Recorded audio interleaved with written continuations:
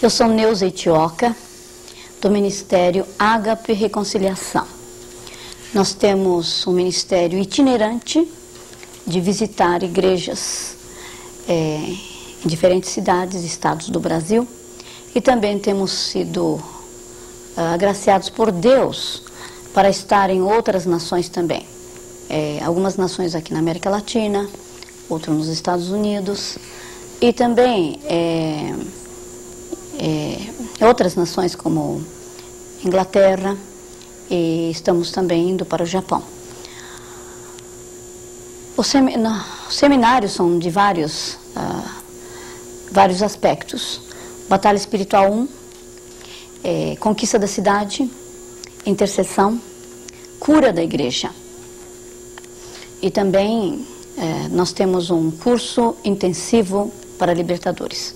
Isto como ministério itinerante. E na nossa sede desenvolvemos um curso de treinamento, curso para libertadores de 4 meses e meio, também curso de conquista da cidade, curso de adoradores, ou guerreiros de adoração, ministério profético, também libertação na área financeira, ou restauração financeira. São esses cursos que nós temos dado. Logo, no segundo semestre, estaremos dando também um curso sobre mapeamento espiritual, ou alguém chama de cartografia. E um peso muito grande que Deus tem colocado no meu coração é sobre o estado da noiva, a cura da igreja. Como é que eu entrei num ministério como este de olhar para a igreja local, ou para a igreja como corpo de Cristo? Quando estava trabalhando na CEPAL, o meu chefe pediu o seguinte: Neuza, você não pode fazer um estudo sobre como emendar a rede? Como emendar a rede? E eu comecei a pensar, o que é rede? O que poderia ser a rede? E eu entendi que a rede é a própria igreja, é o corpo de Cristo. Então comecei a montar um estudo sobre isto, porque eu havia estado em algumas das igrejas para quebrar as maldições da igreja local. Quebrar as maldições da igreja local? Existe um negócio desse? Pois é. Eu mesma me surpreendi como o Espírito Santo nos levou para fazer tal estudo. E eu até falei para o pastor: pastor, o senhor quer que eu quebre a maldição desta igreja? Ótimo. Olha, a reunião da tarde vai ser às 2 horas, não é verdade? Então por que a gente não reúne toda a liderança da igreja e 1h30 da tarde a gente se reúne, a gente ora, e 2 horas então nós vamos estar iniciando a outra reunião. Irmãos, que ingenuidade, não é? 1h30 até 2, quer dizer, 13h30 até 14 horas. Nós sentamos naquele lugar, começamos a conversar sobre a história da igreja, a origem da igreja, os pecados da igreja, e o Espírito Santo de Deus começou a mover de tal forma que o pessoal, a liderança, os pastores, havia 4 ou 5 pastores ali, então a liderança e os pastores começaram a confessar os pecados mutuamente. Uma líder disse: ai, pastor, eu preciso pedir perdão ao Senhor por causa disto. Outro: pastor, eu preciso pedir perdão por causa disso. O pastor pedindo perdão, mas por causa disso.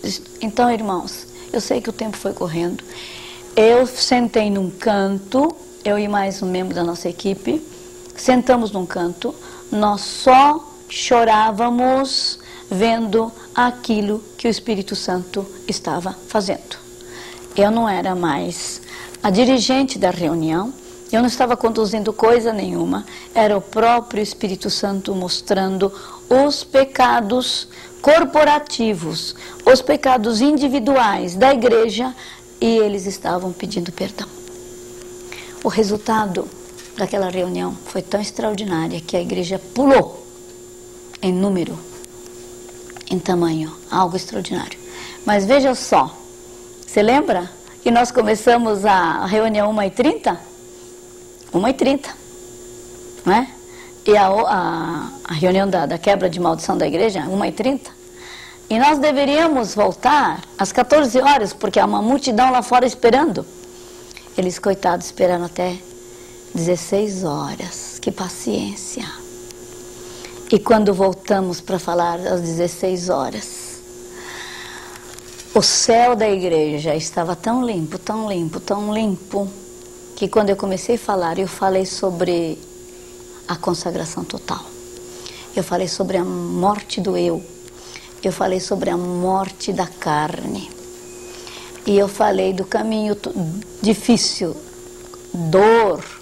Temos dor quando nós vamos morrer, quando o nosso ego tem que ser crucificado, quando o nosso eu vai ter que ser crucificado, quando a nossa carne, o nosso egoísmo, tudo aquilo que é centralizado em nós vai para a cruz, é uma dor tremenda. Mas então eu disse, agora eu gostaria de saber quem está disposto, apesar de toda a dor, apesar de todo o sofrimento, a procurar este caminho da verdadeira consagração e santificação. Quando eu perguntei, todos vieram para frente. Eu falei assim, não, o pessoal não entendeu. Então, gente, vocês entenderam? Por favor, expliquei de novo. A seriedade daquilo que eu estava pedindo. Mas todos vieram à frente.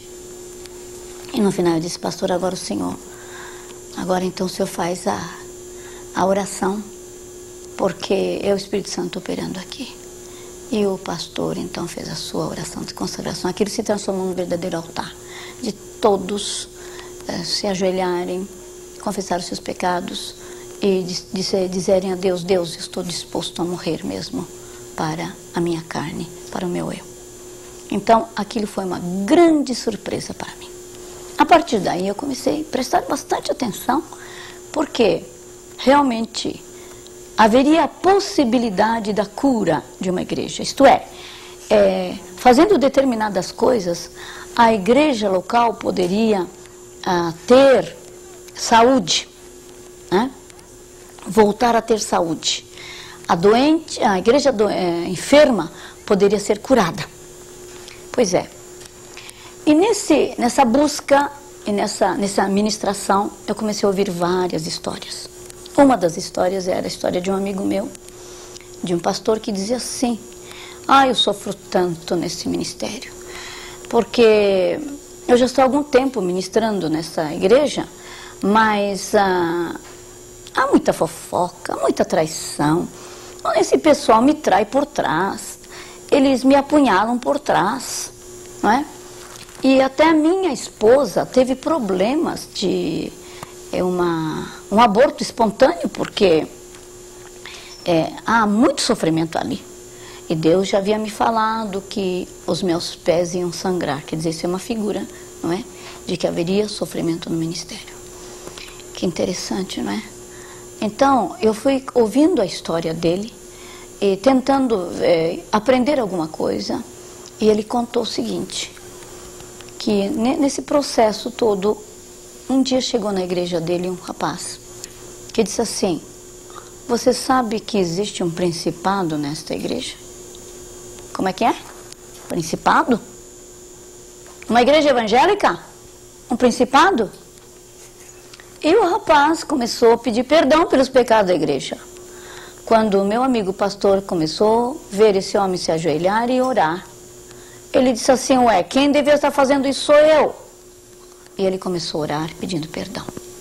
E ele começou a pedir perdão pelos pecados da igreja, enumerando, se arrependendo, como pastor, pelos pecados daquela igreja. Que coisa incrível! O que aconteceu? Quando ele começou a pedir perdão pelos pecados, o Espírito Santo disse assim, você quer dar uma olhada nas atas?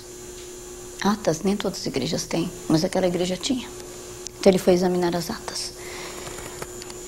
E ele verificou, descobriu que no espaço de 20 anos, houve 6 pastores diferentes. Quer dizer, houve mudança 6 vezes Então o que acontece? Ele então começou a analisar, mas por que houve tantos pastores? Há pastores que ficam 20 anos, 50, 30 anos, 50 anos, e por que há essa mudança nessa igreja aqui? Quando ele verificou, o primeiro pastor 20 anos atrás, o primeiro pastor que saiu, havia caído no adultério. E a congregação ficou muito brava, mandou embora. Mas não foi só isso. Daí a pouco veio outro pastor. E o segundo pastor também caiu. No mesmo pecado. E a congregação deve ter dito, de novo? Muito bravo. A congregação, irada, mandou embora. Terceiro pastor. Aconteceu a mesma coisa. Quarto, quinto, sexto. Ele era o sétimo. Ele logo entendeu que o principado que estava naquela igreja era um principado de prostituição. Agora, ele entendeu por que é que ele, quando subia no púlpito, esse meu amigo pastor, subia no púlpito, sentia cheiro daquele perfume barato de prostitutas. O que é isso? O que é isso? Não é? E quando ele ia pregar, ele sentia uma mão feminina acariciando. Ele falava, sai, orava e via que não havia nada. Mas vocês estão entendendo? Sabe como é que a gente diagnostica uma situação como esta? Quando o primeiro pastor caiu, é verdade, a congregação ficou brava, mas não mandou embora o pastor, mas não resolveu o problema. Ninguém pediu perdão pelos pecados daquele líder. E quando um líder de igreja peca, toda igreja é contaminada. Então, alguém tinha que se colocar no lugar daquele pastor e a igreja, os oficiais deviam ter pedido perdão, identificado o espírito que entrou através dele e mandado embora. Isso não aconteceu. Então, quando o segundo caiu, aquele mesmo espírito se fortaleceu. Eu tenho certeza que quando veio o terceiro pastor, havia mais facilidade, porque agora ela está mais fortalecida, o espírito de prostituição está mais fortalecida. Então, agora, ele se fortalece e o ataque é mais violento. E o pastor mais propenso. Assim, cada época, esse espírito foi se fortalecendo. Chegando finalmente, agora com o meu amigo. Só que o meu amigo entendeu a dinâmica do mundo espiritual. Então o que ele fez?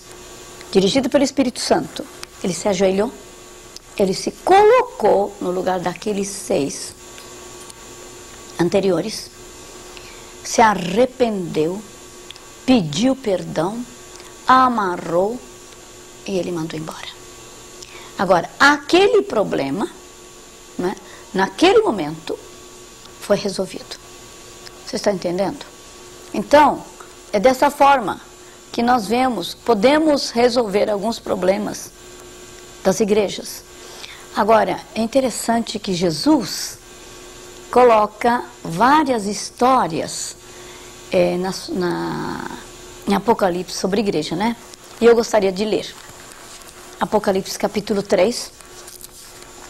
Eu gostaria de ler a história de Laodiceia. A igreja de Laodiceia é uma igreja típica. Eu sempre ouvi falar de que é uma igreja de século 20. E por que não dizer agora a história da igreja de século 21? Ao anjo da igreja em Laodiceia, escreva. Estas são as palavras do Amém, a testemunha fiel e verdadeira, o soberano da criação de Deus. Conheço as suas obras, sei que você não é frio nem quente. Melhor seria que você fosse frio ou quente. Assim, porque você é morno, não é frio nem quente, estou a ponto de vomitá-lo da minha boca. Você diz, estou rico, adquiri riquezas e não preciso de nada. Não reconhece, porém, que é miserável, digno de compaixão, pobre, cego e que está nu. Dou-lhe este conselho, compre de mim ouro refinado no fogo e você se tornará rico. Compre roupas brancas e vista-se para cobrir a sua vergonhosa nudez. E compre colírio para ungir os seus olhos e poder enxergar. Repreendo e disciplino aqueles que eu amo. Por isso, seja diligente. Na outra tradução, se pois zeloso, arrependa-se. Eis que estou à porta e bato. Se alguém ouvir a minha voz e abrir a porta, entrarei e cearei com ele e ele comigo. Ao vencedor darei o direito de sentar-se comigo em meu trono, assim como eu também venci e sentei-me com meu Pai em seu trono. Aquele que tem ouvidos, ouça o que o Espírito diz às igrejas. Essa história é uma história muito conhecida. E eu tenho certeza que você já deve ter ouvido falar muitas e muitas vezes.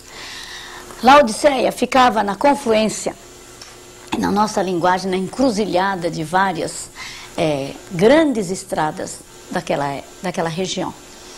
E era uma cidade muito, muito rica. Era uma cidade de uma grande influência. Era um grande centro comercial. E uma das fontes da sua riqueza era exatamente o comércio. Havia muitos bancos, depósitos de moedas, havia muita permuta de ouro, né? Ouro era então alguma coisa que eles vendiam muito, centro bancário.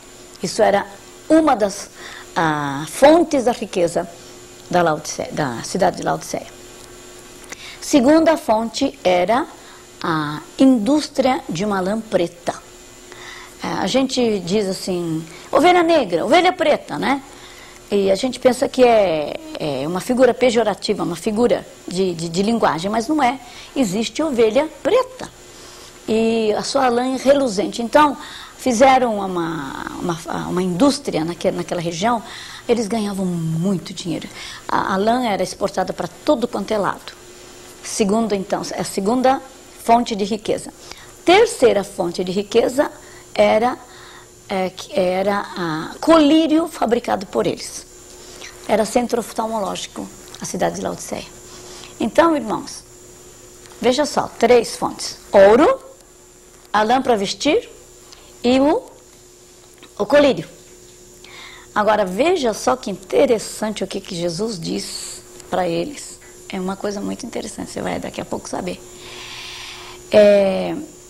A cidade era tão rica que quando houve um terremoto, quando a cidade foi quase completamente destruída, o governo federal mandou dizer o seguinte: escuta, Laodiceia, vocês querem ajuda nosso, recurso federal para poder se levantar? Mas Laodiceia orgulhosamente disse: a nossa prefeitura tem abundante recurso, nós vamos reconstruir nós mesmos. Então você pode imaginar, para reconstruir toda uma cidade, o dinheiro que eles precisavam. Agora, interessante, para esta igreja localizada dentro dessa cidade, Jesus diz assim: olha, o teu problema, sabe o que é? É que você não é nem quente nem frio. Eu tenho um problema muito grande com você porque você é uma igreja fria, né? Quem dera se fosse igreja morna, quem dera se fosse fria ou quente, né? Quente ou fria, não, mas você é morna, nem quente nem frio. Este era o problema. Agora, qual é a razão então dessa mornidão? O que leva o pessoal a ser morno? Então, quando Jesus começa a diagnosticar essa situação, ele diagnostica o orgulho ligado à riqueza. Você sabe, quem tem riqueza, quem confia no mamão, quem é controlado por dinheiro, por riqueza, por mamão, não precisa de Deus, né? Então a igreja, de alguma forma, assimilou o espírito da cidade. E é por isso mesmo. Então, quando o Senhor vai dizer, vai diagnosticar o problema da igreja, ele diz assim: você diz que é uma igreja rica, mas é pobre, miserável, não é? E aparentemente você cega. E você está nua. Veja só, 3 pontos: ouro, roupa, lã e colírio, né? E exatamente esses 3 pontos, os pontos de orgulho da cidade, a igreja inserida nessa cidade sofre desses problemas. Miserável, cega e nua. Irmãos, essa é a realidade de muitas igrejas nossas hoje. Quando nós estamos inseridos dentro de uma capital como São Paulo, onde há um espírito de orgulho muito grande, que diz assim: nós somos o carro-chefe da nação. Nós somos a maior metrópole da América Latina. Nós temos tudo aqui. É o maior centro gastronômico da América Latina. Ou quando nós dizemos aqui, nós temos todos os tipos de raças e línguas aqui neste lugar. É o centro cultural da América Latina. Quando nós começamos a dizer esse tipo de... nós temos um problema. E, irmãos, muitas igrejas dentro da cidade de São Paulo, não é? Aloja dentro de si igrejas evangélicas, aloja dentro de si esse orgulho. E também morte, porque há muita morte. Um dia nós estávamos numa igreja aqui em São Paulo e eu disse: pastor, foi diagnosticado o espírito de morte e de orgulho. E o pastor disse: é exatamente isso que eu sinto. E também nessa região havia um cemitério de índios. Você vê?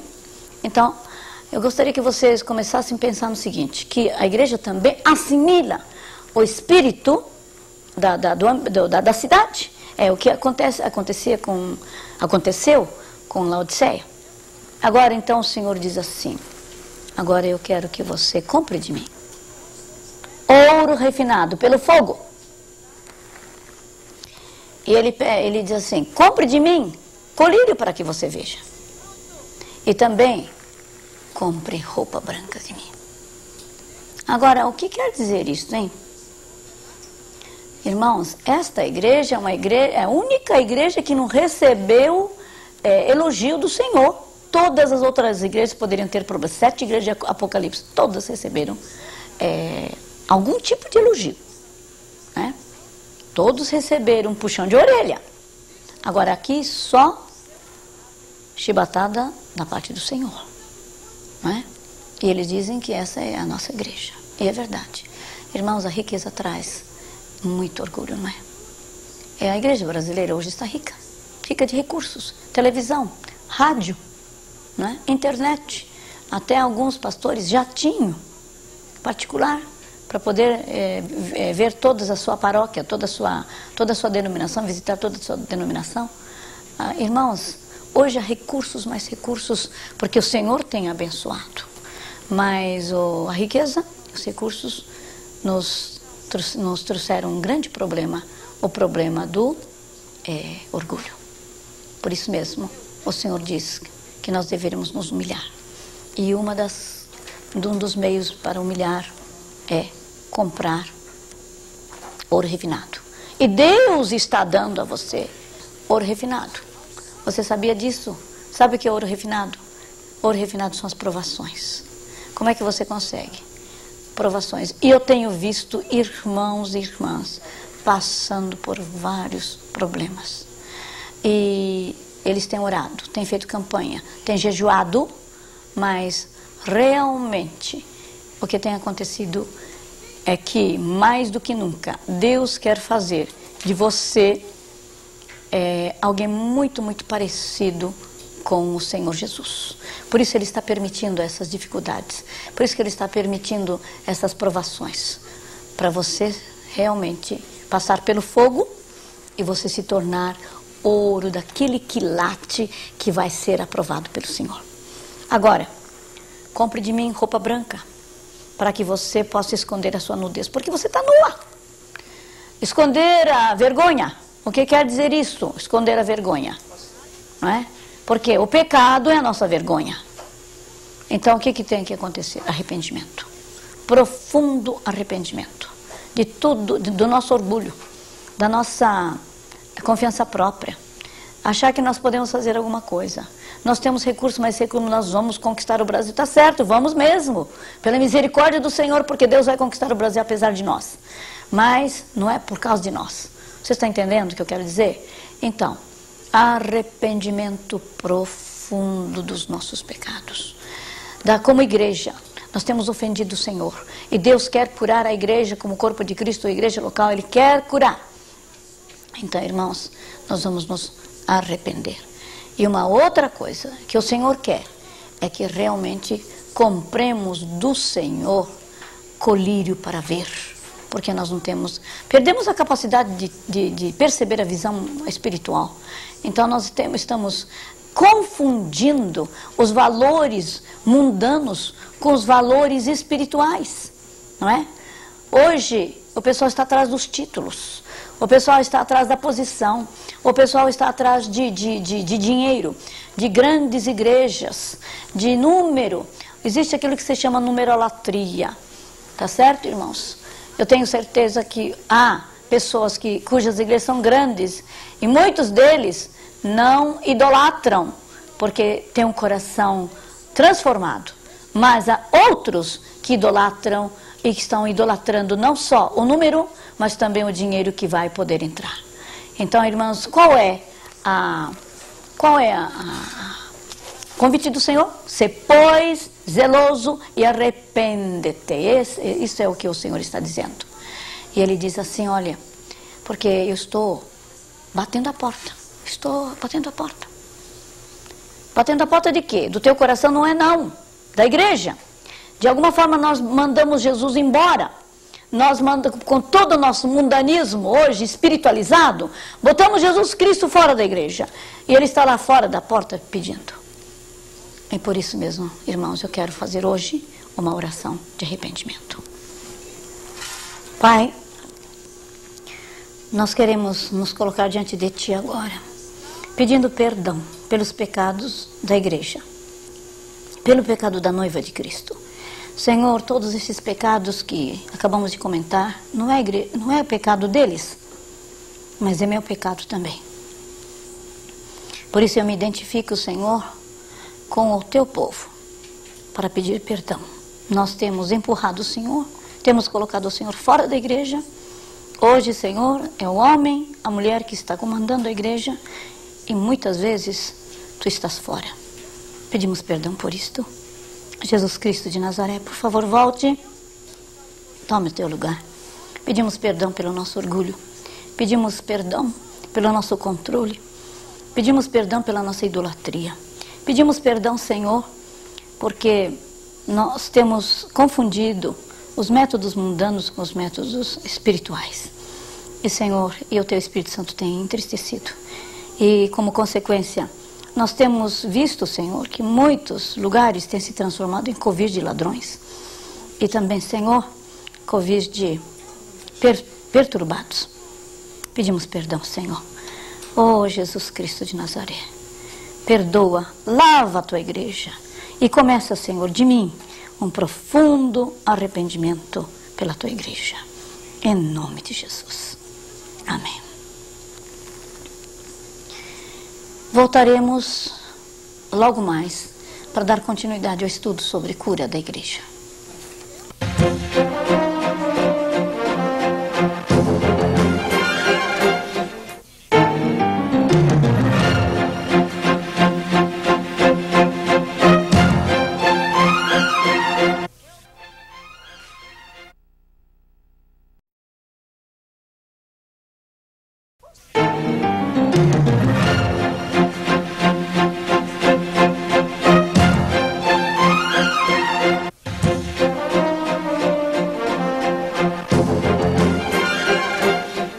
Pois é, irmãos, estou de volta para falar sobre aquele assunto, a cura da igreja. Será que a igreja pode ser curada? Cura da igreja? Como? A minha igreja não precisa de cura. Pois é uma visão um pouco diferente, mas começamos a experimentar que uma igreja local com problemas pode solucionar esses problemas para voltar a ter aquela saúde que Deus tem planejado. Então, antes de iniciar, eu gostaria de ler 1 Coríntios, capítulo 12. A palavra diz assim, não vou ler tudo. Ora, assim como o corpo é uma unidade, embora tenha muitos membros, e todos os membros, mesmo sendo muitos, formam um só corpo, assim também com respeito a Cristo. Pois em um só corpo todos nós somos batizados, em um Espírito ou em um único Espírito, quer judeus, quer gregos, quer escravos, quer livres, e a todos nós foi dado beber de um único Espírito. E no outro texto, ora, vós sois o corpo de Cristo, e cada um de vocês, individualmente, é membro desse corpo. Nós somos o membro do corpo de Cristo. Paulo usa essa figura orgânica do nosso corpo para explicar o relacionamento entre os membros do corpo de Cristo. E você já pode imaginar, se todos os membros deste corpo, que somos nós, estivermos e formos saudáveis, então todo o corpo será saudável, não é verdade? E por isso mesmo, há a possibilidade da cura da igreja. Só que o corpo de Cristo, a igreja de Jesus, não é apenas o ajuntamento dos membros de Cristo. O ajuntamento dos membros, ajuntamento dos homens e de mulheres que conhecem o Senhor. Existe uma cabeça. Essa cabeça é Jesus Cristo de Nazaré. E nós temos que estar debaixo de um comando comum, liderada por nosso Senhor Jesus Cristo. Ele é o cabeça. Agora, se nós somos membros de um corpo, alguém está doente, o membro do corpo está doente, significa que todos estamos doentes. Você conhece aquela história de Acã? O general Josué estava muito feliz porque ele teve uma grande vitória. Você conhece muito bem a história. A grande conquista da cidade de Jericó. Jericó, cidade armada até dentes, né? Unhas e dentes armadas. A cidade estava totalmente protegida e, no entanto, Deus mandou: Josué, você vai para lá. E vocês sabem muito bem a grande vitória sobre aquela cidade. E quando os espias foram ver uma outra cidade chamada Ai, aquela cidade era uma cidade do pessoal muito descansado. Então o relatório foi assim: umas 2-3 mil pessoas, vamos ali e nós vamos conquistar rapidinho. Só que a palavra de Deus diz que quando o general, já acostumado com vitória, entrou na guerra contra aquela cidade em conquista, o que aconteceu? Ele disse que o coração dele se tornou como água. O coração do povo, dos soldados, se tornaram como água. Quer dizer, foram derrotados vergonhosamente diante de um pequeno grupo, diante do pessoal que estava descansado. E naturalmente Josué, na sua intimidade com Deus, com o Pai, diz assim: escuta, Senhor, o Senhor me permitiu que eu passasse por uma vergonha como essa? O que aconteceu? E a resposta de Deus é uma resposta muito interessante. Ele diz: Josué, Israel pecou. Israel pecou. Ele não diz assim: um fulano chamado Acã cometeu abominações, porque ele cobiçou daquelas capas babilônicas, etc. E então levou aquelas coisas abomináveis e escondeu. O Senhor não disse isso, o Senhor disse: Israel pecou. Significa o quê? Isso significa que uma pessoa pecando, na realidade, estava contaminando todo um exército, toda uma nação chamada Israel. Então isso eu chamo de pecado corporativo. Porque Deus permitiu que Paulo usasse uma figura de um corpo orgânico. Porque, olha, queira ou não queira, eu e você, pode ser que você que seja membro de uma igreja totalmente desconhecida por mim, numa cidade que eu nunca visitei, aí você diga alguma coisa, nós não temos nada a ver, mas temos muito a ver. No teu corpo está passando um sangue como o meu, o sangue do nosso Senhor Jesus Cristo.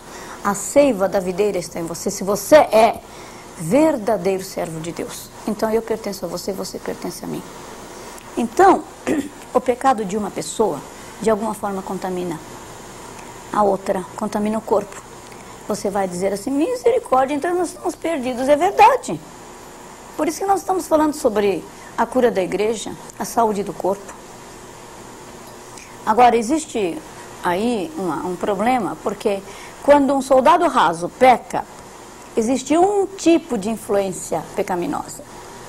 Agora, quando um graduado peca, já existe outra influência. A influência daquele pecado é maior.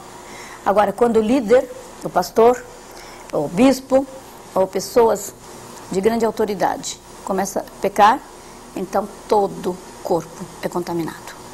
Então, irmãos, por isso que nós temos histórias muito interessantes. Por exemplo, Daniel estava em Babilônia. Por que Daniel estava em Babilônia? Ele era responsável por aquilo que ele fez e por isso ele foi levado como exilado? Não. Ele foi levado cativo, exilado para a Babilônia, não pelos seus pecados individuais, mas por pecado de uma nação inteira e dos seus antepassados. Você está entendendo? Então, esse é o mesmo tipo de ligação que Daniel tinha com a sua nação e com os seus antepassados, nós temos também no corpo de Cristo. Por isso, se você está apontando o teu dedo e criticando, e aquela igreja não presta, aquela igreja é mundana, aquela igreja é fanática, aquela igreja está fora dos parâmetros bíblicos. Se você critica e se você aponta, na realidade, você está falando de você mesmo. Por isso, quando eu estou falando do pecado da igreja, da noiva, eu não estou falando de você, eu estou falando de mim. Eu faço parte dessa igreja. Por isso eu choro por esta igreja. Há um tempo atrás, eu creio que foi mais ou menos 1988, eu estava num treinamento para os missionários. E uma irmã psicóloga, muito querida, chegou e disse, Neuza, você sabe que eu tive uma visão? E eu sei que a minha turma não aceita a visão, mas eu sei que se aceita, então eu quero contar. E ela contou a visão. A visão era de uma noiva. Porque ela havia dito o seguinte, Neuza, visão de noiva? Eu pensei assim, deve ser uma visão linda. Noiva é o melhor dia de uma mulher. Deve ser muito linda. Só que ela diz o seguinte, mas você sabe, Neuza, era uma noiva esquisita. Eu disse, não diga. Porque a noiva estava com roupa suja. Eu pensei, mas como é que pode uma noiva com roupa suja? E ainda ela diz roupa suja, rasgada. Eu fui ficando decepcionado com a descrição. E ainda caída e bêbada. E havia uma voz que dizia, ela está tão bêbada de tanto tomar a água do mundo. Quando eu vi toda essa descrição, eu entendi, nós entendemos, que a visão se tratava da igreja de Jesus. Então, começamos a chorar naquela noite. Naquela noite, choramos, pedindo perdão pelo estado da noiva. A noiva de Jesus Cristo está caída com roupa rasgada, está com roupa suja, bêbada. Esta é a visão. E você não pode escapar, eu também não posso escapar. Esta é a nossa realidade. E por isso mesmo, hoje eu queria analisar com você o significado do pecado e de como o pecado de uma pessoa pode influenciar todo um corpo. E eu tive algumas experiências no passado com grupos pequenos. Você sabe que o grupo pequeno nos ajuda a entender o macro, o grupo grande. Quando nós trabalhamos apenas com 1.000, 2.000, 20.000, 10.000, fica muito difícil nós entendermos porque a coisa se torna tão complexa. Mas na época que eu trabalhei com os estudantes universitários, quando nós íamos, ou eu ia de universidade em universidade, tentando juntar os grupos universitários, então, e formando grupos de estudo bíblico, nós víamos a imediata reação naquele grupo pequeno, de 10, de 20 pessoas, por aquilo que acontecia entre eles.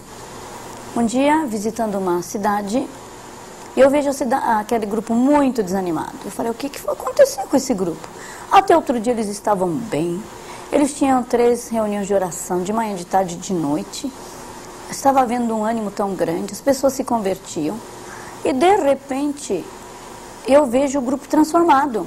Um desânimo, uma apatia, uma indiferença. E o Espírito Santo me impressionou, deve haver um pecado. E eu perguntei para a líder, escuta querida, você não está sabendo se existe um pecado nesse grupo? Assim, um pecado meio sério. E eu desconfio que há alguma coisa muito, muito errada. Olha, irmãos, aquele grupo era um grupo assim de gente muito dedicada mesmo. E aquela líder disse assim, Neuza, eu sei. Há um casal de noivo que está tendo relações sexuais. Olha, você pode até pensar assim, só isso? Hoje todo mundo faz isso. Hoje todo mundo faz isso, só que a palavra de Deus é a mesma ontem, hoje, para sempre. Está condenado pela palavra em relação sexual antes do casamento. É fornicação condenada, é pecado. Então eu disse o seguinte, irmãzinha, você vai me ajudar. Hoje à noite eu vou ter que levar a palavra, eu vou ter que falar algumas coisas, da seriedade do chamado, porque esse grupo é um grupo privilegiado para estar numa universidade para falar de Deus. Então, por favor, você me ajude a falar sobre isso. E, olha, faz de conta que eu não sei, mas vou levar a palavra. Está bem? E você visita este casal para conversar com eles, não é? Não é condenar, mas tentar salvar a situação. E aconteceu aquilo que nós estávamos esperando. O filho é fantástico, né? Quando o filho tem o Espírito Santo, eles voltam.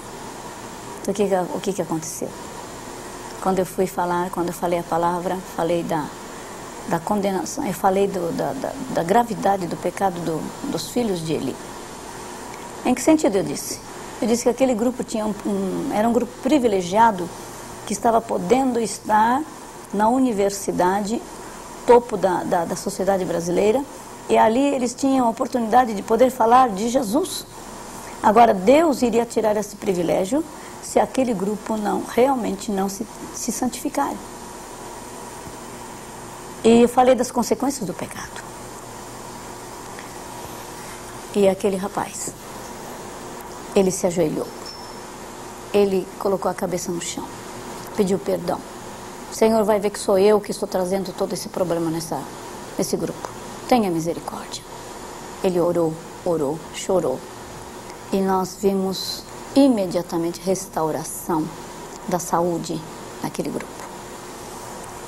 E uma outra história interessante, um rapaz recém-convertido, muito animado com o Senhor, num outro grupo, numa outra cidade, diz assim, Neuza, ele é apaixonado por Jesus. Neuza, eu estive visitando nessas férias a igreja da minha mãe. Ele frequentava uma outra igreja, porque ele aceitou Jesus na capital, então ele foi para o interior visitar os pais. Então ele disse, sabe, acontece uma coisa muito interessante lá. Olha, no nosso grupo, a gente vê gente chegando, conhecendo Jesus, no meio desses universitários. Só que naquela igreja, eu ouvi dizer que há 11 anos eles não ganham ninguém. Não há uma conversão. eu andei perguntando coisas ali. Neuza, eu descobri uma coisa muito triste. A minha mãe é esposa de um presbítero, meu pai é presbítero. A minha mãe não se entende com uma outra esposa de um outro presbítero. Você acha que tem algum relacionamento? São 11 anos que as duas não se conversam. Você já deve ter percebido, não é? Naturalmente não devia ser apenas aquela situação. Mas há 11 anos, essas duas líderes cortaram relação, não se falam. Uma igrejinha pequena de 30, 40 membros. Estão todos os fins de semana no mesmo prédio, adorando a Deus. Só que Deus não está aceitando aquela adoração. Porque há inimizade, a falta de perdão naquele lugar. Todo corpo está contaminado. Nenhuma alma se converte. Isto é realmente uma experiência micro, não é? Mas ilustra muito, muito, muito bem o que pode acontecer. E nós então temos que pedir a Deus, Deus tenha misericórdia, faça alguma coisa para nós, no sentido de poder limpar, santificar a igreja. Olha, irmãs, Paulo fala também quanto à questão da igreja, sobre a mutualidade entre um membro e outro. Eu estou ligada com você. Eu sou responsável por você, você é responsável por mim. Quando eu peco, o meu pecado atinge você. Por isso, muitas vezes eu tenho que dizer, quando eu estou diante de alguém que estou ministrando, especialmente pessoas que estão profundamente arrependidas, envergonhadas. Por exemplo, uma pessoa que teve problema de prostituição. Já aconteceu isso comigo. No passado foi prostituta, hoje aceitou Jesus, só que está arrependida e quer agora passar por ministração. E tem uma vergonha muito grande de falar do passado. O Espírito Santo um dia me levou a falar, minha irmã, você pertence à noiva, você pertence à igreja, você pertence ao corpo de Cristo. O teu pecado é meu pecado. O teu pecado é meu pecado. O meu pecado, a minha vergonha é tua vergonha. E é verdade, irmãos. Nós não podemos ficar com dedos em riste apontando, mas realmente entender. Agora, então, eu queria dizer a você, eu queria ler para você sobre os versículos na Bíblia, sobre a mutualidade. Olha que coisa interessante. Olha o que ele diz. Ele usou a palavra uns aos outros, repetidamente. Por exemplo, em Romanos 15:5, ele diz assim, Deus vos conceda o mesmo sentir uns para com os outros, segundo Cristo Jesus. 1 Coríntios 2:25 diz assim, cooperem os membros com igual cuidado em favor uns dos outros. Sede antes servos uns dos outros pelo amor. Gálatas 5:13. Levai a carga uns dos outros. Gálatas 6:2. Perdoando-vos uns aos outros, como Cristo vos perdoou. Efésios 4:32. Sujeitai-vos uns aos outros no temor de Cristo. Efésios 5:21.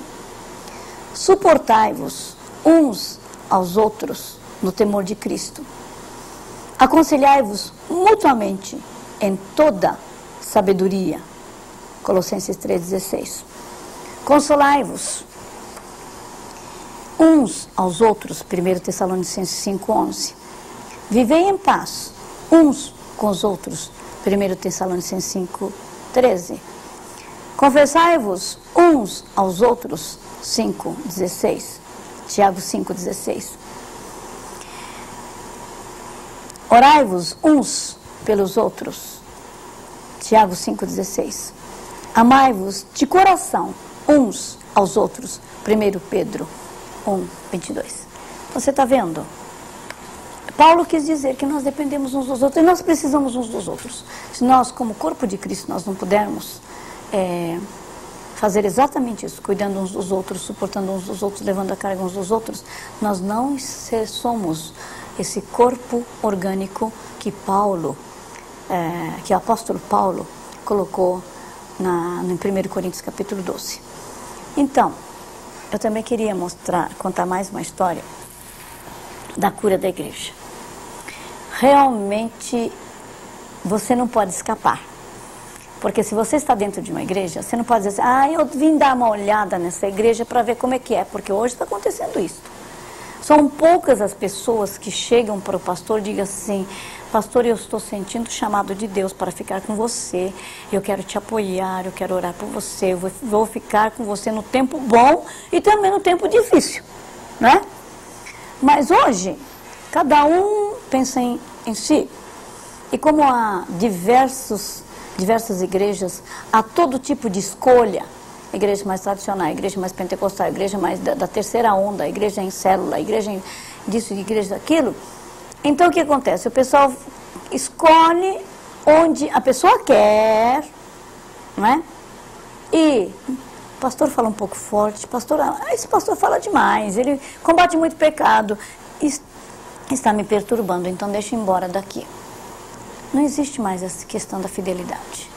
E eu queria realmente dizer o seguinte, irmãos, não fique saindo, pulando de galho em galho, porque é muito, muito importante você estar num lugar chamado por Deus e aceitar a liderança daquele pastor, daquele líder que Deus colocou, e realmente estar em obediência, é honrá-lo, e você vai ser honrado também, não é? Então, chegou um dia, um pastor dizendo assim, Neuza, eu queria saber o que acontece com a minha igreja. E ele disse o seguinte, olha, eu estava tão bem numa outra cidade, eu tinha tido sucesso naquele lugar, eu gostaria de continuar naquele lugar, mas a liderança da minha denominação pediu que eu viesse para cá. E esta igreja, uma igreja paralisada, eu não sei o que eu faço. E eu perguntei, pastor, quantos anos tem essa igreja? Ele respondeu, pois é, 50 anos. E quando ele disse 50 anos, eu já comecei a pensar. 50 anos de história, 50 anos de pecado, misericórdia. Como é que poderia ser? Então eu disse, pastor, como é que foi o início da igreja? Foi numa briga, foi numa divisão. Eles brigaram e fundaram a igreja. Pastor, como é que foram os primeiros obreiros? Eles eram encrenqueiros. Eu falei, pastor, sabe o que o senhor tem que fazer? Faz um levantamento histórico da igreja. Faz uma lista dos pecados históricos da igreja. E o senhor poderia fazer assim um retiro, né? Com a liderança desta igreja, porque ele disse que não era só 50 anos. Sabe quantos membros tinha? 25 só. E não crescia de nenhum jeito. Então eu sugeri, faça retiro com a liderança e faça uma coisa caprichada pedindo perdão pelos pecados daquela igreja. Irmãos, depois ele foi embora.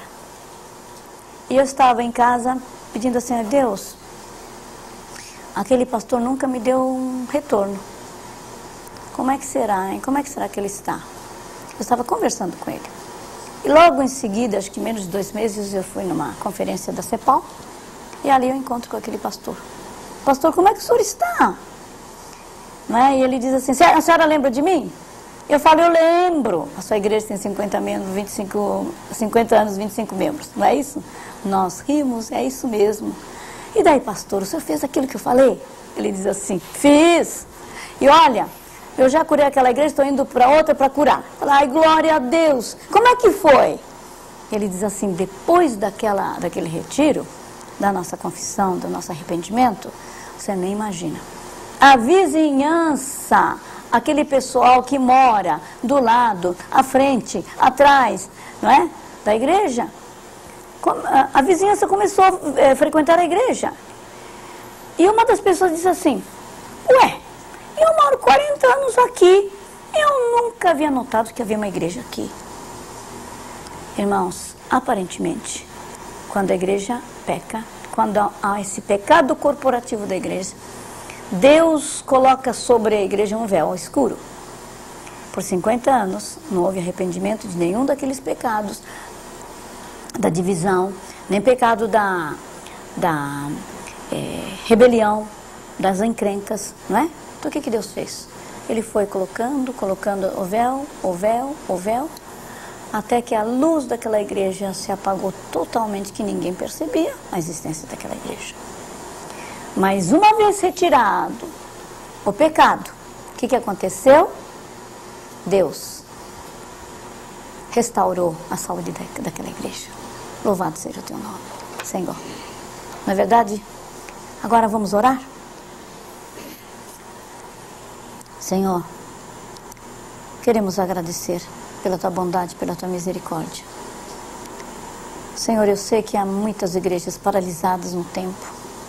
Há muitas igrejas que não conseguem sair daquele marca-passo, ou está marcando passo no lugar. Senhor, então eu quero pedir perdão. Neste momento eu quero pedir para que o Senhor realmente leve a liderança da igreja a pedir perdão pelos seus pecados e se identificar, Senhor Jesus, com os pecados históricos da igreja, para trazer um arrependimento muito, muito grande. Senhor, a chave da restauração da igreja está no arrependimento. E, Senhor, eu quero pedir que o Senhor desperte os líderes, desperte os membros, porque o Senhor pode fazer. E há tantas e tantas histórias de igrejas restauradas, porque levaram a sério aquilo que Jesus disse para a igreja de Laodiceia: sê, pois, zeloso e arrepende-te. Arrepende não somente do momento, dos pecados do momento, mas também do pecado histórico, para restaurar a igreja. Senhor Jesus, muito obrigada. Bendizemos o teu santo nome e queremos pedir que o Senhor traga toda a saúde necessária à igreja, ao corpo de Cristo, à igreja local, em nome de Jesus. Amém. Irmãos, estaremos falando, dando continuidade a esse programa sobre cura da igreja. Há muito o que falar. Eu tenho uma obra publicada, um livro chamado A Noiva Restaurada. Você pode pedir para a HP Reconciliação, esse telefone que você está vendo, embaixo, 6096-5106. Você pode pedir e você pode adquirir. Esse livro tem sido uma bênção. Muitos pastores têm levado e têm iniciado a cura e restauração da noiva. Deus abençoe.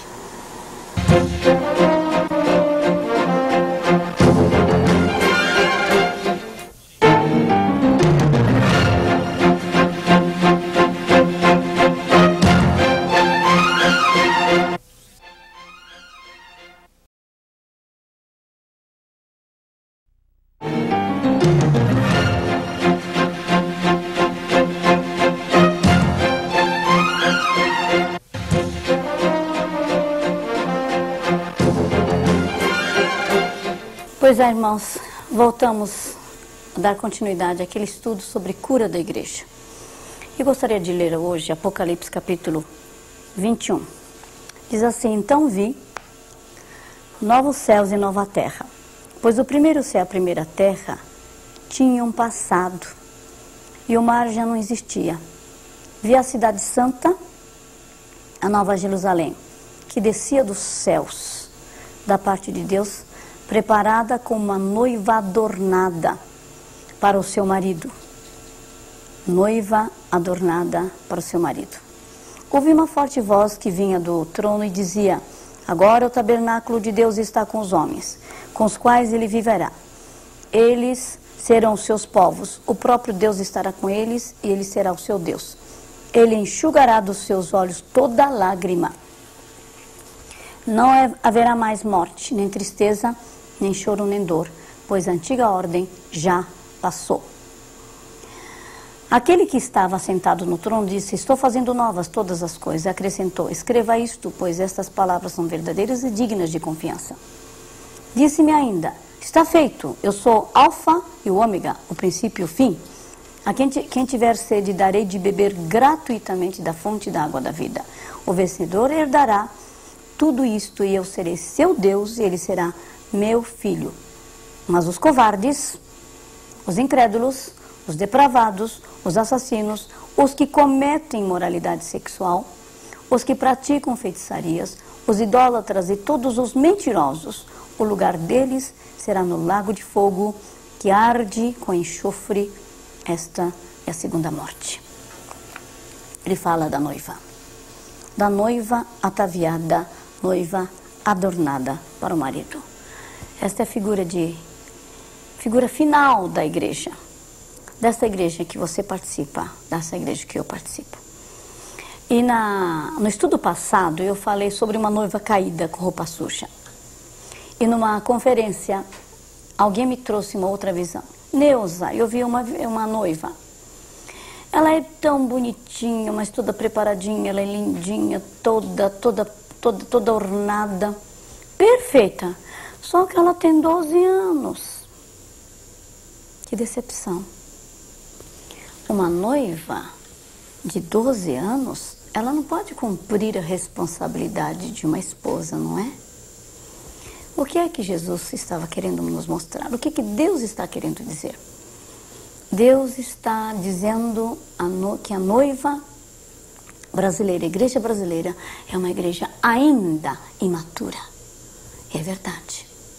Nós temos que admitir a nossa imaturidade e abandonar o nosso euforismo, ufanismo, entende?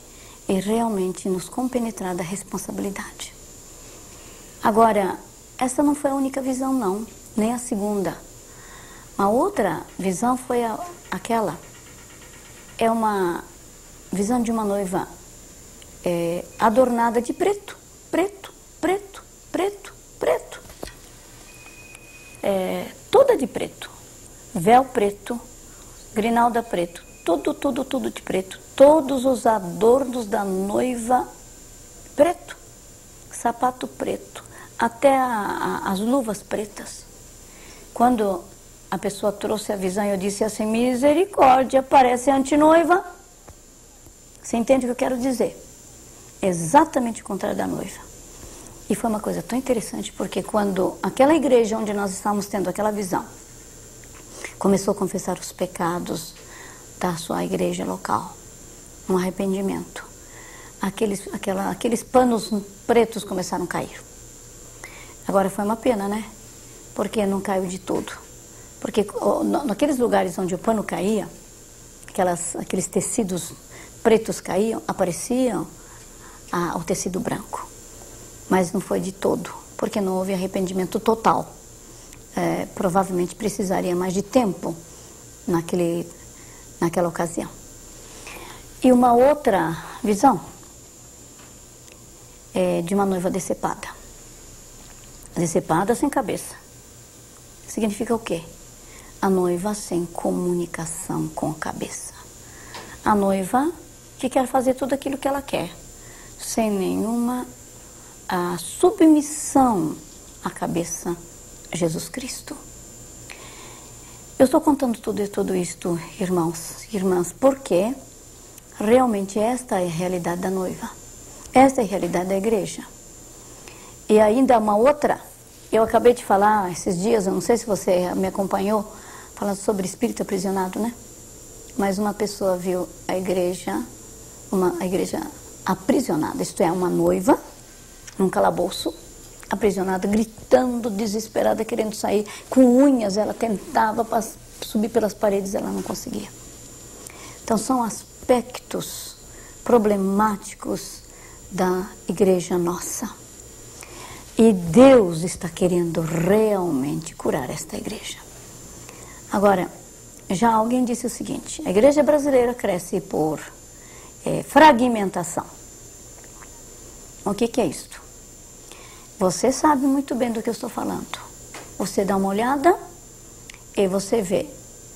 Aquela igreja ali é divisão daquela, aquela lá é divisão daquela. É assim que nós apresentamos as igrejas. É muito típico a história de que alguém dentro de uma igreja tradicional se aviva, começa a receber o dom do Espírito Santo, etc, etc, e começa a arrebanhar pessoas ao redor. E é porque o meu pastor não fala em línguas, é porque o meu pastor não fala em... não tem a visão espiritual. Então eu, na minha casa, eu tenho uma reunião de oração e vai arrebanhando pessoas. E num desrespeito, numa desonra muito grande, o segundo ou terceiro passo é ele sair daquele lugar sem dar nenhuma satisfação para o pastor e fundar a sua igreja. E o pior, que a pessoa diz assim, olha, nós não temos nada a ver com a igreja de onde nós viemos. Somos totalmente separados. Mas sabe o que acontece? Nós estamos espiritualmente ligados. E o que temos visto é o seguinte, é que a igreja filha, que prometeu ser completamente diferente da igreja mãe depois da divisão, depois de alguns anos, está com a mesma cara da mãe. Aparece alguém lá dentro também, dizendo, eu sou melhor do que o pastor, funda a sua própria congregação. E a história de igreja, filha, neta, bisneta, tataraneta, é o que realmente enche as páginas da história da igreja brasileira. Eu estou contando isso porque este é o meu problema. Eu carrego a dor dessa divisão. E eu peço, Senhor, tenha misericórdia. Irmãos, nós temos que pedir a Deus, Deus, realmente venha fazer alguma coisa. Irmãos, eu fiquei tão feliz um dia, porque eu estava fazendo o seguinte, eu estava perguntando para mim mesmo, quando eu estava fazendo apostilas deste assunto, escrevendo, o livro nem havia aparecido, estava escrevendo a apostila, apresentando esses estudos, não é?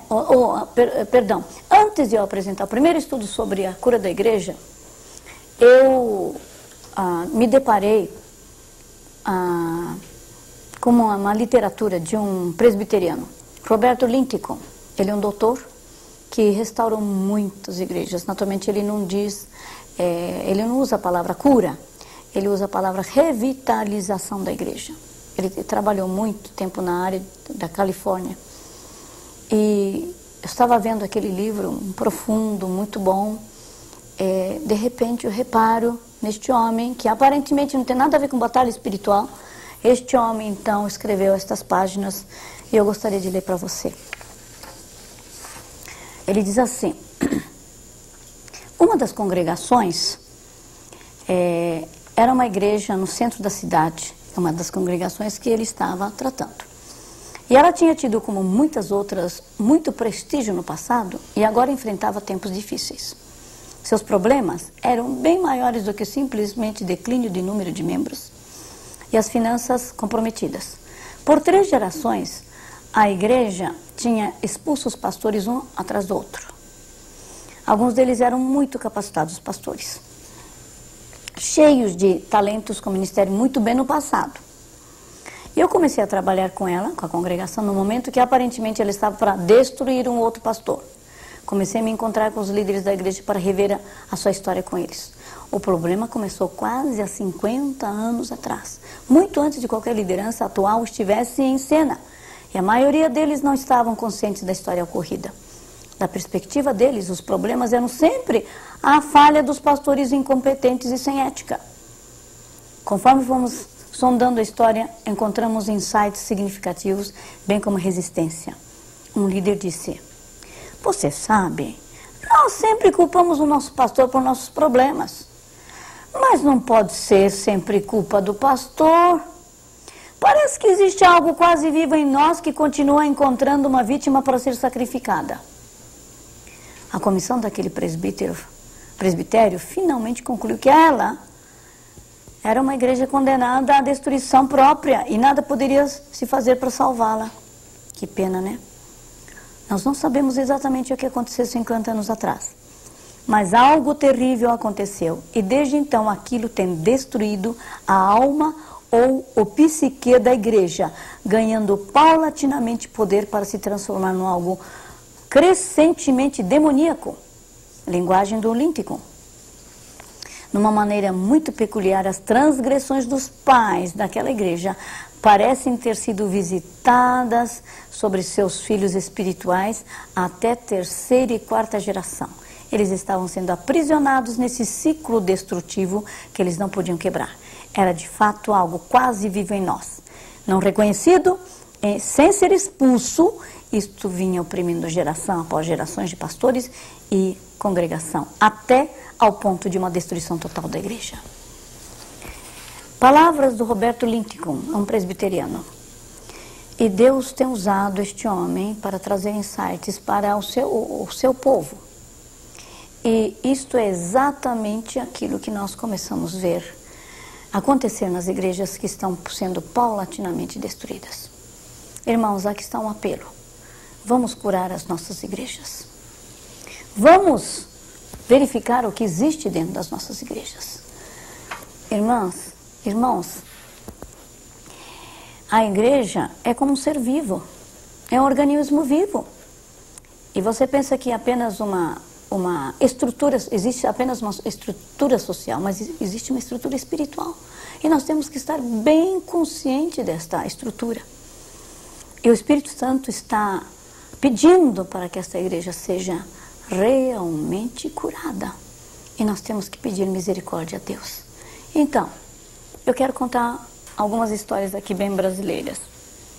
Eu fui fazer um seminário numa igreja e uma irmã diz assim: Neuza, eu não sei o que está acontecendo, mas tem um preto velho lá no púlpito. Eu fiquei arrepiada, falei: Deus, essa igreja é uma igreja séria, como é que tem um preto velho no púlpito? São percepções e discernimentos da minha equipe, né?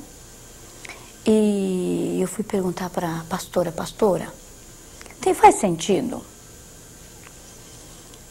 que um preto velho está no púlpito? Porque eu percebi uma coisa muito interessante. Cheguei naquela igreja e eu senti assim uma escuridão. Olhei assim para o teto e disse assim: mas tem luz, há luz suficiente aqui, mas por que eu sinto essa escuridão aqui dentro? Era uma escuridão espiritual. Quando eu perguntei para a pastora diz assim: espera um pouquinho, Neuza. E ela começou a pensar, ela começou a considerar tudo aquilo, né? Daquilo que eu estava falando, e disse assim: espera um pouquinho. Eu sei de uma história. Alguns anos atrás, o pastor anterior criou caso com o pessoal do centro, de outro lado da praça. E ele foi tirar satisfação ali. Irmãos, a guerra não se faz tirando satisfação, não é verdade? A guerra é guerra espiritual. O que ele deveria era orar, pedir misericórdia a Deus, inclusive abençoar aquele povo que estava indo naquele centro, não é? Só que ele foi lá brigar com o pai de santo de lá. E o chefe espiritual lá, a entidade que comandava lá, era um preto velho. Então, depois da briga ele veio, o pastor veio, só que acompanhado de preto velho que diz: agora eu tenho direito legal para ficar aqui. E o lugar do pastor é púlpito. Então ele ficou no púlpito. E por isso mesmo as coisas estavam bem amarradas ali. Aqueles pastores pediram perdão por este pecado. E também, naturalmente, fizemos o diagnóstico, vimos outras coisas e realmente verificamos que aqueles problemas, né? Havia até problemas no meio da mocidade, e nós oramos pedindo perdão para trazer restauração para aquela igreja. É verdade. Quando nós começamos a procurar saber o que acontece com a igreja, nós começamos a descobrir uma série de coisas. Eu comecei a falar sobre isto, então começaram as histórias. Pastores traziam as histórias para mim. Uma outra igreja, alguém chegou e disse: Neuza, você sabe que eu conheço uma igreja que está fechada, o prédio está fechado. Sabe por quê? Porque eles compraram um banco com dinheiro roubado. E nós rimos, né? O banco, todo o banco foi comprado com dinheiro roubado. Você acha, irmão, se Deus não leva em conta todas estas coisas? Num outro lugar, alguém disse assim: Neuza, a nossa igreja era uma igreja tão abençoada enquanto nós estávamos na casinha. Mas quando fomos para a nossa catedral, nós começamos a ter problemas. Mas por que problemas? Eles fizeram análise. Sabe o que tinha acontecido? Nesse novo prédio, o que tinha acontecido era uma maracutaia que eles andaram fazendo. Perdão usar esta palavra, mas estou usando de propósito. Porque servo de Deus, a Igreja de Cristo não pode fazer nenhum tipo de maracutaia. Sabe o que eles tinham feito? Eles adquiriram um terreno grande no lugar proibido. Em vez de orar e buscar uma solução legal de Deus, sabe o que eles foram fazer? Eles usaram recurso humano, porque lá naquela igreja havia alguém que trabalhava na prefeitura, passaram dinheiro por baixo dos panos e conseguiram a legalização para levantar aquele prédio. Olha, você pode fazer as suas maracutaias, mas a igreja sofre, né? Então nós temos que realmente pedir misericórdia a Deus, porque do contrário, irmãos, nós estaremos usando os mesmos métodos que o Senhor abomina. E por isso hoje nós não estamos vendo a diferença entre o mundo e a noiva. Por isso todas aquelas visões que eu coloquei, a noiva caída de roupa suja, rasgada, a noiva imatura de 12 anos, a noiva com roupa preta, a noiva decepada, a noiva aprisionada dentro do calabouço, isso faz muito sentido. E realmente nós temos que nos arrepender e pedir para que o Senhor venha fazer a sua restauração dentro das nossas igrejas. Irmãos, eu disse sobre o pecado corporativo. Eu disse sobre o pecado da liderança.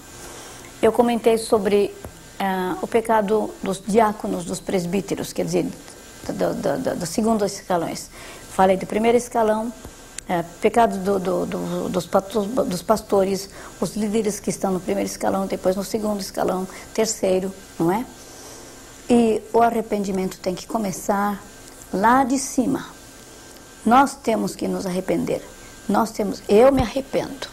Eu tenho me arrependido. Eu tenho estado no seminário, todo domingo, quando estou no seminário, eu estou me arrependendo, estou orando, estou levando o povo a se arrepender pelos pecados da igreja, porque a noiva tem que ser restaurada.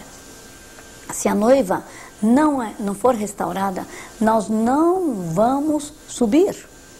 E eu queria também dizer a vocês uma coisa, irmãos. Está acontecendo uma coisa terrível dentro da igreja de Cristo. Nós temos sido atacados de diversas formas.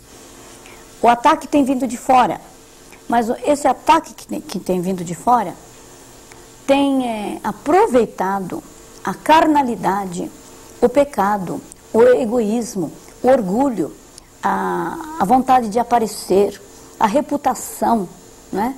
A busca da reputação, a busca da posição, a competição dentro do corpo de Cristo. Eles estão usando exatamente estas coisas para atacarem e destruírem a igreja. Vocês sabem muito bem que a igreja está sendo atacada pelos satanistas, não é? E não porque o objetivo da existência de satanismo é a destruição da igreja. Não, o objetivo da existência de satanismo é preparar o terreno para o aparecimento de anticristo. E anticristo virá antes da segunda vinda de Jesus.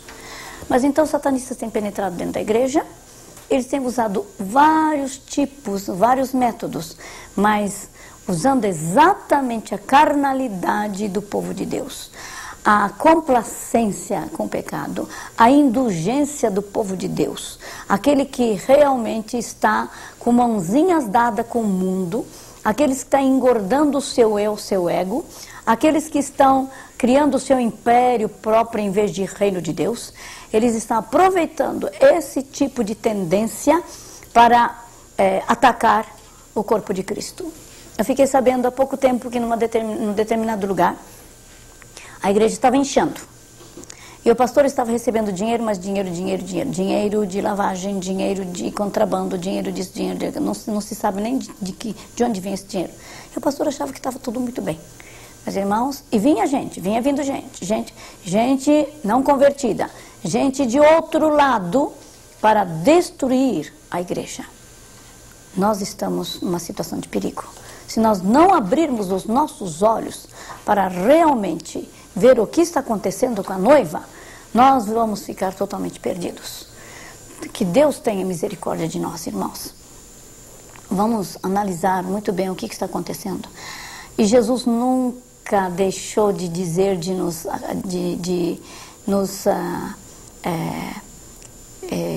prevenir. O que ele disse? Ele preveniu dizendo: acautelai-vos dos falsos profetas. Cuidado com falsos pastores. Cuidado com os falsos mestres. Não foi assim que ele disse? E ele disse que no rebanho dele haveria lobos, haveria ovelhas. Haveria lobos com pele de cordeiro. Então, irmãos, isso não é uma novidade. Ele disse que haveria joios e trigos. Agora, claro, para nós, nós não gostaríamos de ver o nosso irmão como joio, e nós não gostaríamos de ver esse que está sentado sempre comigo na igreja, adorando o Senhor como lobo com pele de cordeiro. E eu espero que realmente isso não seja verdade, que eu espero que você não veja isto. Mas também o Senhor disse: sede simples como as pombas, e sagazes e prudentes como as serpentes. E serpente é figura de Satanás. Muitas vezes nós somos simplórios em vez de simples, somos ingênuos e nós vamos aceitando tudo.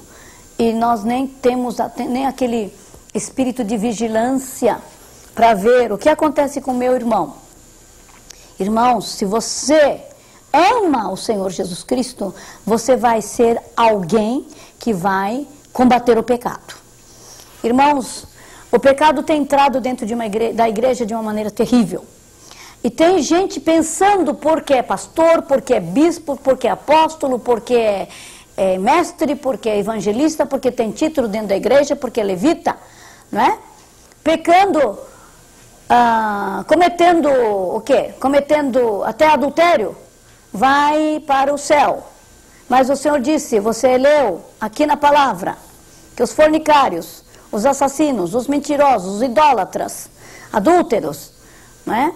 Não poderão entrar no reino de Deus, não são parte do reino de Deus. Um dia eu estava aconselhando a filha de um pastor que havia caído. Eu disse, se ele não se arrepender, vai para o inferno. Eu levei um susto, porque ela abriu os olhos e disse, vai para o inferno? Eu falei, vai. Irmãos, onde é que está o evangelho de Jesus? Nós temos que pedir misericórdia a Deus. Esta é a minha igreja, esta é a tua igreja. Vamos nos arrepender e pedir misericórdia ao Senhor, para que o Senhor traga ao Brasil uma onda profunda do espírito de arrependimento, para que possamos fazer algo diferente, para que a noiva se restaure, em nome de Jesus. Vamos orar? Senhor, nós trememos diante de Ti, porque a noiva está doente, a noiva está caída. Senhor, as visões que nós temos tido da noiva são visões que mostram problemas de diversos aspectos. Senhor, nós queremos pedir, tenha misericórdia. Senhor, nós choramos diante de Ti, porque se ela continuar da forma como ela está, ela não poderá subir. De um lado, Senhor, vemos sinais de avivamento nesta terra, mas de outro lado nós vemos a noiva doente. Oh, Deus, tenha misericórdia. Senhor, nós queremos pedir que o Senhor traga o espírito de arrependimento sobre esta terra, sobre a igreja de Jesus nesta terra. E queremos pedir, Senhor, que o Senhor nos dê esse espírito de arrependimento. Porque nós não podemos produzir o espírito de arrependimento, a não ser que o Senhor, pela tua bondade, provoque isto. Espírito Santo de Deus, eu peço, traga, Senhor, o convencimento do Espírito, do pecado, da justiça, do juízo, à sua igreja. Porque, Senhor, o juízo começa da casa de Deus. Venha nos julgar, para nos capacitar a julgar o mundo, Senhor. Tenha misericórdia. Abençoa cada pastor, cada líder. Abençoe, Senhor Deus, cada diácono, cada líder de célula, cada levita que está me ouvindo, cada membro de igreja. Para amar, Senhor Deus, essa noiva a quem o Senhor está restaurando. Obrigada, Jesus, porque a tua palavra diz que tu deste vida para esta noiva. E tu és aquele que está santificando a noiva, Senhor, sem mancha, sem ruga, sem coisa semelhante, para fazê-la pura e santa, digna do Senhor. Que assim seja, Senhor, em nome de Jesus. Amém, Senhor.